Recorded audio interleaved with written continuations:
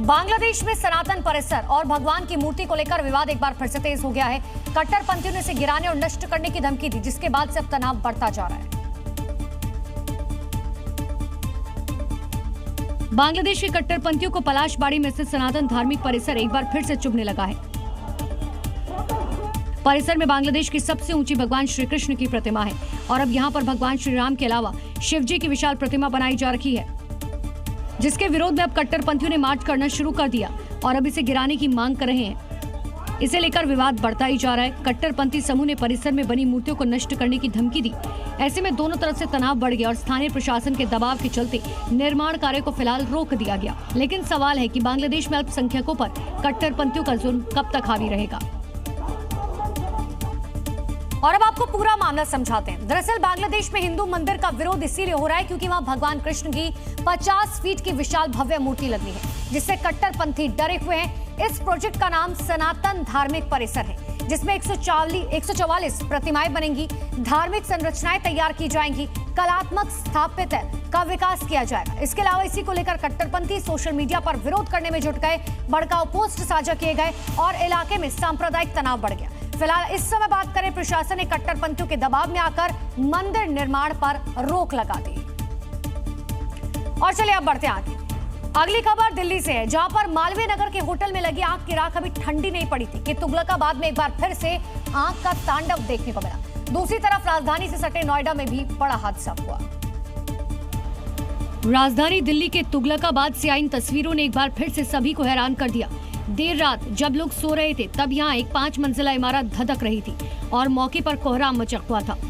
Building में लगी आग की लपटें इस दौरान इतनी तेज थी कि वहां रखे सामान में आग तेजी से फैलती चली गई। 3 बाइकें जलकर राख हो गई और इसी दौरान वहां मौजूद कुछ लोग इसकी चपेट में आ गए, जिसमें से 3 की दर्दनाक मौत हो गई। कई लोग गंभीर रूप से झुलस गए और जिंदगी और मौत की वो लोग जंग लड़ रहे हैं। वहीं ये दूसरी तस्वीर राजधानी से सटे नोएडा की है। ओवरसीज अपार्टमेंट की 4थी मंजिल पर आग भड़क उठी। इस दौरान कड़ी मशक्कत से वहां रह रहे बुजुर्ग दंपत्ति को बचाया गया। सवाल है, दिल्ली एनसीआर में मौत की कितनी इमारतें हैं और प्रशासन की नींद कब खुलेगी। और राजधानी दिल्ली सहित देश के कुछ राज्यों में मौसम ने करवट बदली। जगह जगह पर तेज तूफान के साथ हल्की बारिश हुई। इसके चलते अब लोगों को उमस भरी गर्मी से राहत मिली।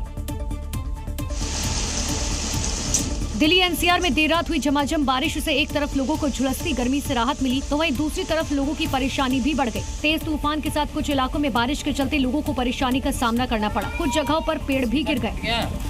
वहीं मौसम विभाग ने अगले कुछ घंटों के भीतर 13 राज्यों में भारी बारिश और तूफान का अलर्ट जारी किया। यूपी, बिहार, दिल्ली, उत्तराखंड, हिमाचल, राजस्थान, मध्य प्रदेश में इस दौरान 70 से 100 किलोमीटर की स्पीड की तेज हवाओं के साथ मध्यम से भारी बारिश होगी। साथ ही अगले कुछ दिनों तक तापमान 34 से 36 डिग्री सेल्सियस तक रहने का अनुमान लगाया गया। वहीं खराब मौसम और भारी बारिश की संभावना के बीच प्रशासन ने आम लोगों से अलर्ट रहने की सलाह दी है। दिल्ली एनसीआर में मॉनसून ट्रेलर दिखा रहा है, तो वहीं पहाड़ी राज्यों में मौसम जमकर कहर बरसा रखी। भारी बारिश के चलते लोगों की परेशानियां एक बार फिर से बढ़ गई।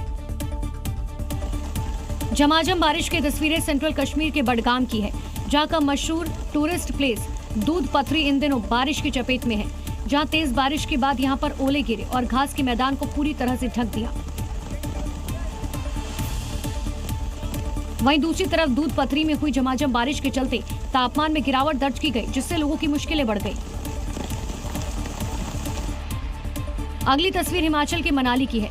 कुछ घंटों की बारिश ने लोगों की परेशानियां बढ़ा दी। तेज बारिश के साथ ही कुछ इलाकों में ओले गिरे और भारी बारिश के चलते सड़क पर दरिया बहता हुआ दिखाई दिया। आईएमडी ने 15 जून तक कुल्लू, मंडी और शिमला जिले में आंधी और तूफान का येलो अलर्ट जारी किया।